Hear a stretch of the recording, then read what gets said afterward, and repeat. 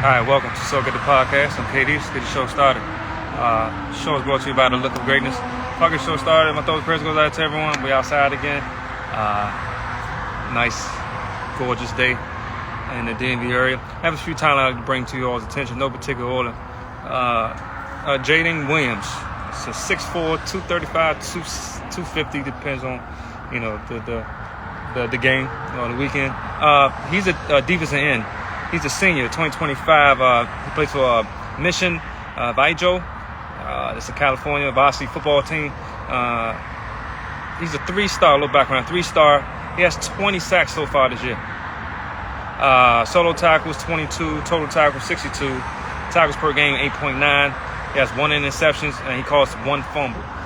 He was also Max Prep National Player of the Year watch list. He's talented. He's a superstar right now in high school. He committed, I believe, to the respectable university. I believe San Diego State. I believe that's what it was, Aztec, if I pronounced that right. He's very talented. He's very talented. He impacts the game on all facets, all levels. He plays the run. He plays the lanes good. He knows how to utilize his speed and agility going around the corner. And it's hard to contain. He wrecks the game all the time. It's a lot of talented young men out here at this time of their life and their career. The game is speeding up for them. They're getting it right off the bat. And this young man is definitely going to be a household name in the very near future. And he's definitely going to showcase his talent on a broader scale. But he's on my radar. I'd like to bring you all that talent. Next, Alvin Henderson. He's a 5'9", 200 pounds running back, class 2025. Alabama high school. He went to Alba. Committed to Auburn. A little background on him: is a 4-star. He ranked 15th in his respectable position. In the state, he's ranked 17th. A few stats: 2023 rushing attempts, he had 225. Rushing yards, he had 3,523 yards. Rushing touchdowns, he had a total of 61. 5 receptions for 124 yards with 1 reception touchdown. 2022 stats: rush attempts was 195. Rushing yards was 2,636. Rushing touchdowns 47. He had 2 receiving touchdowns. In 2021 rushing attempts, he had 112. Rushing yards that year was 1,115. Rushing touchdowns that year was 24. Receptions had 2. He had 44 receptions, touchdown, 1 for a score. His talent is out of his roof, right? Read the numbers, right? He went to a great school. Definitely need that type of talent there at that position, running back position. He's very agile. He's quick. He has great vision. Great vision. He has breakaway speed as well. He's multitasking. He's a running back, but he also looks like he can possibly be, the receiver, play defense. He's that physical. He's that dope, and he was on my radar. And I definitely wanted to bring that to y'all's attention because his skill set is one in a million, for lack of a term. He's dope. That's why he's on my radar. So I had to bring that to y'all's attention. I want to speak about the WNBA. I spoke about it several shows ago. It was a new team, right? Then she's the first for this team. Natalie, Nakase, has been hired as the first head coach of the Golden State Valkyries. Let's talk about them. That's dope. Congrats to her, because she's definitely going to need it. I think she's up for it. She's a player's coach. She knows the game. She's very passionate about what she does. And, like I said, for a great hire for the first one, you have a lot on your plate. And I believe that she can definitely handle it. So congrats to her and that team and the organization, moving forward. So the UFC, it was a dope fight. This guy, Max Holloway, he plays, he's going against Ayla Topuria. This is Saturday, October 26, 2 p.m., the featherweight main event. Holloway recently fought someone, and he stood in the middle of the ring, and he told him to go, toe for toe, and he got a KO out of that. and I believe he's 26-7. Holloway, he's going up against this guy Tupura. He's undefeated, I believe, and that's going to be a main event. That's one of the main events for that industry there, and that's going to be a great fight. It's going to be a great fight. Yes, one is undefeated, the other one, I think, 6-7 losses. He's going to be dope. It's what the culture needs, that underdog mentality, and that's what he believes. That's who he is. But he knows he's a champion. He's willing to fight anyone, anywhere. So that type of attitude is a sign of a champion. But to be a champion, you have to beat the champion. So that's going to be a great fight. Looking forward to that in the very near future. And I'd like to bring that up to your attention. Now in the NBA, start off with this. Danny Green retired from the NBA. I believe won 3 titles, 3 different teams after a 15 NBA season. Green announced his retirement on his podcast on Thursday today. Is one of the 4 players in NBA history to win championships with the Spurs. That was the 2014, Raptors 2019, and the Lakers 2020. His career average was 8.7 points per game, 3.4 rebounds. That was in 832 games. His 1,577 three-pointers ranked 43rd in NBA history, and he is one of the only 12 players to make that many threes and shots at least at the 40% from the field goal, from the beyond the arc. He is also 9th in the postseason with three-pointers with 315. He's also made the All-Defensive Team in 2016-2017. He was a clutch player for the respectable teams. He was early in his career. He was definitely clutch in those tough moments of shots. Definitely corner threes. He also was going against defending some of the premier players on the respectable teams, and he was, for the most part, containing them, slowing them down. And he was always be remembered as one of the most clutch players, the most three-pointers. And at a point early in his career, he was one of the best defensive players too. He's all defensive team. So thanks for offering your skills and your expertise to the game of basketball. During that time, that's when it was pure basketball. But now that the game is changing, these guys are retiring and allowing the young guys to take over the game, and it's their time. That's what it's about. So tonight's game, the Pacers at the Cavaliers. That's at 7. You have the Hornets at the Grizzlies. That's at 8 o'clock. You got the Lakers at the Bucks. That's at 8 as well. Pacers and Cavaliers, that should be a good game. Hornets, I talked about it several shows ago. About the Hornets, they believe they got right now. They one of the youngest team in the league. They can play. Once they gel together, the Hornets going to be a team to be reckoned with. Ja Morant, I'm not sure how he's dealing with the ankle injury. Sorry. It's very tough for them, but they want to know, see how that goes preseason. And for the Lakers, father-son dynamic, Bronny and King James. It's a beautiful thing to see, father and son on the same basketball court. But the season open, I believe it's coming soon in the 20s. I'm not sure, like the 22nd, 23rd of this month. To start the game off, the season off, going to be must watch. Bronny still can play. A lot of people not understand or respecting what was done, or how he was even drafted that high. His father, is his father. But Bronny James can play the game of basketball. Just got to develop. People just want instant gratification. They want microwavable talent. It takes time for some people to develop their skill set and confidence into what they feel as though they deserve. He made it this far. Just give him a chance, opportunity. I think going forward in the very near future, he's going to be one of the big names in the league. So primetime games, NFL. Last week it was an upset week. A few teams upset. A few teams did not. The Chiefs won. They're staying undefeated. Minnesota's still undefeated, I believe. Jets had an opportunity to win that game on the last drive, but Aaron Rodgers threw an interception.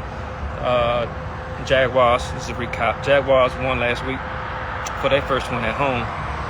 So, this week is the primetime game. Tonight, I got to start with tonight's show with the games tonight. 49ers at Seattle. That's at 8:15. San Fran is 2-3, and Seattle is 3-2. Both is coming off of rough loss. 49ers definitely. So that's a tough game there. That's a very, very tough game, divisional game. very interesting game here. I see this going under 50 points. Purdy and Geno, it's all about who can make the least mistakes. This dynamic when they go against one another. They're very dominant. One game, one is better than the other one, and the next game, the other team is better than that team on that particular day. In that game, this can go either way. But I see under 50 points.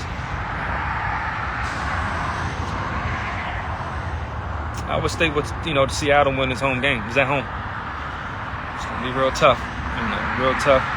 But I can see Seattle win this game at the end of that. Bills at the Jets. Bills is 3-2, and the Jets is 2-3. That's on Monday night. That's at 8:15. The Jets is fired their coach. Didn't see that coming.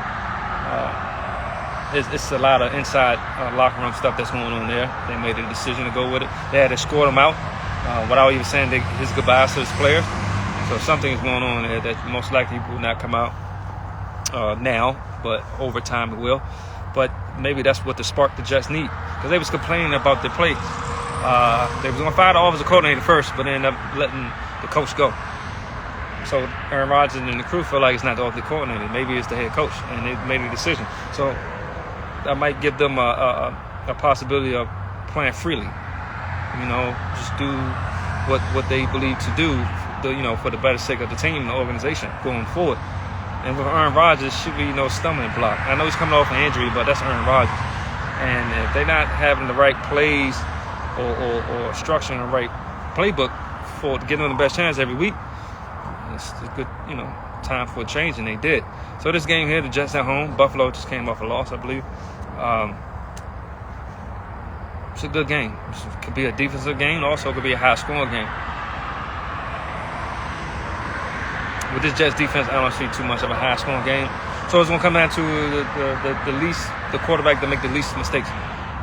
Josh Allen and Aaron Rodgers. I think the Jets will hold out, get a win, sneak in another win. And then that'll give them confidence going forward with what they want to do, and see if they still want to get that Davante Adams trade, because that's what they're missing. They're missing that one more piece to go with that defense. That's going to be a problem. If they can get Davante Adams, the Jets. So I see the Jets, hold on and win that game. It's going to be a good game. It's going to be a good game. It's a high-scoring game. Over 50 points for the Bills at the Jets. Lions at the Cowboys. Lions 3-1, Cowboys 3-2. That's Sunday at 4:25. This here will be a big win for Dallas if they can win it. If they can win this game against the Lions, one of the favorites team to go to the Super Bowl this year and represent the NFC. Cowboys can finally put it together, again, a running game. But Dallas is not too bad. They just don't have their running game, and now they're second guessing if they should have got Derrick Henry. That would have helped, So if Dallas can get a running game, they can win this game against the Lions, because Dallas has a good secondary that can match up with the Lions. And the Cowboys, for the most part, as of late, they probably say they got to do a little better, but they can put a little pressure on Jared Goff. So I'm seeing, all the home team is winning this game. Dallas can find some sort of running game. They can win this game at home and get back into the flow of being one of the best teams, not only in the NFC East, but in the NFC. Winning at home to take control of this game at home, as they should. So that's another win for all the home teams so far. And, last but not least, I got to talk about the Commanders at the Ravens. That's Sunday. That's at 1 p.m. for right now. That's what they're saying. Commanders 4-1, and the Ravens are 3-2. The Ravens started off a little shaky early in the year, 0-2, I believe, and that's not the normal Ravens. So for them to continue on this trajectory, the Ravens and Lamar Jackson, the home field advantage, they should win this game too. But their defense not the same for right now. It's not playing Ravens-style football, and going in their house is going to be very difficult to do. But here's the thing.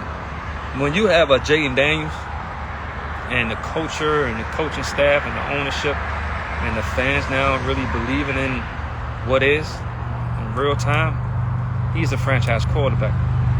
He's showcasing he's one of the best quarterbacks in the league. I've been saying this for quite a while now. He doesn't play like a rookie. It's like he's been here before. And it's well deserving. He put a lot of time in this game that he loves in football, Jaden Daniels. And what people tend to do is try to compare people. Jaden Daniels is Jaden Daniels and Lamar Jackson is Lamar Jackson. One's more of a runner that can throw. One is a thrower that can also run. They're two different styles of play. Two different.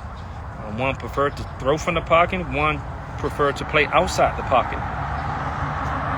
But when Jaden Daniels decides to run, he can run with the best of them.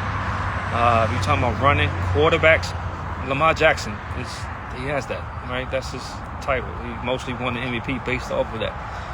Jaden Daniels could run with the best of anyone. He just chooses to do it his way. And he'd rather throw it from the pocket. And that's why he's breaking records almost like every week. It's like every week he's breaking a record. Throwing-wise and rushing-wise. This game going to be good. What I love mostly about this game is that it's going to bring the DMV together. I know amongst the fans, people talking about, Baltimore. Some people might call it Baltimore, but Baltimore is not part of the DMV and all that politicking. The DMV is D.C., Virginia, and the metropolitan area. But that's there for me. But for the most part, I love the fact that this is going to bring the people together. It's going to galvanize everyone in this culture, in this area, in this region together. And that's what it's about, coming together for a good cause, to watch a game and watch talented people from the respectable teams do what they love. And that's what it's about. We laughing and joking and high-fiving and having a beautiful time. That's what it's about.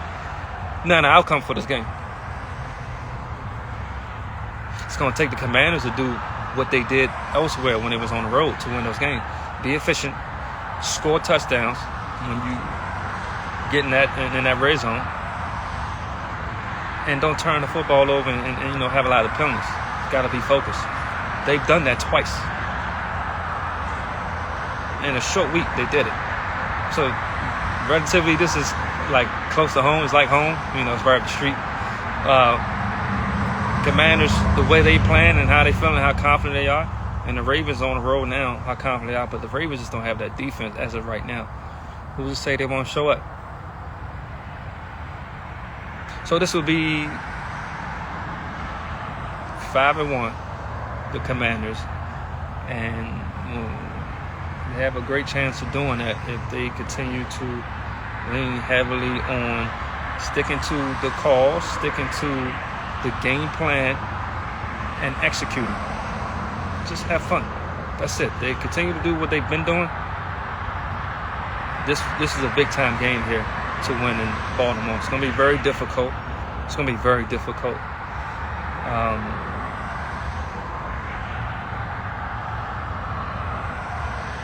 This definitely could be a high-scoring game. But I also see a very challenging game to where though they similar styles and preparing for each other. So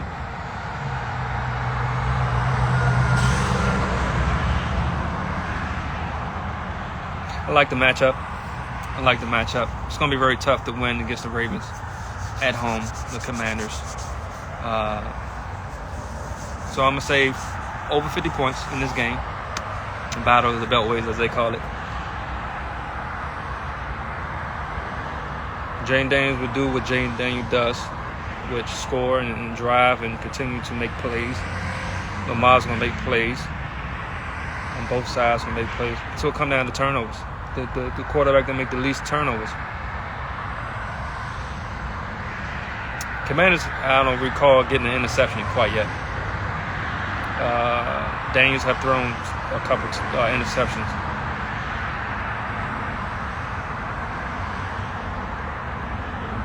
Commanders win this game. Tough. High-scoring game. Commanders win this game.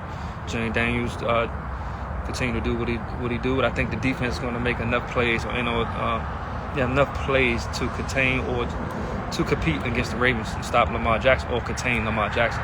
So I got the Commanders win this game, high-scoring game, and that's where we are with that one. So, this weather's beautiful out here. You guys are definitely going to stay out here for a little bit much longer. But at the end of the day, appreciate everyone for continuing to tap in. Check out the merch. I should be the link in the bio.